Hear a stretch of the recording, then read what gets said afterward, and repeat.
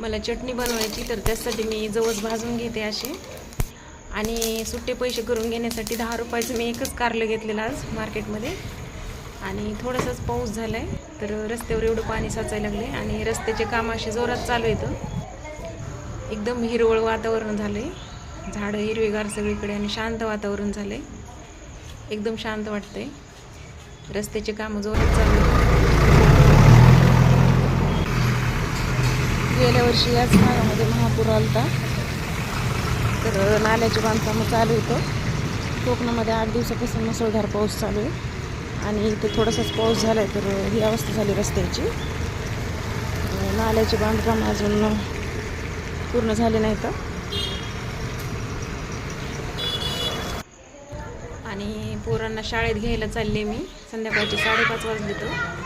आणि शाळेच्या जवळ एकदम असं पाणीच असल्यामुळं त्रास होतो सगळ्यांना. सगळ्यांची एकच घाई झालेली असते जाण्यासाठी, रिक्षा गाड्या, तर असं पाणी साचलेलं.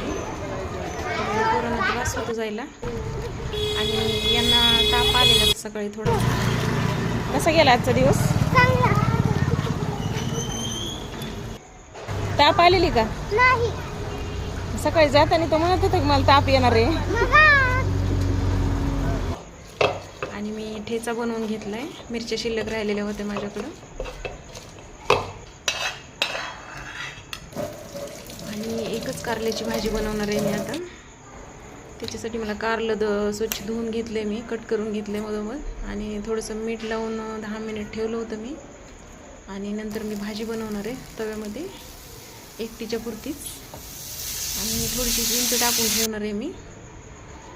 आणि माझी भाजी रेडी आहे. वाळलेली कोथिंबीर घातली मी वरून थोडीशी शेवटी. आवडलं तर सांगा, लाईक करा, शेअर करा.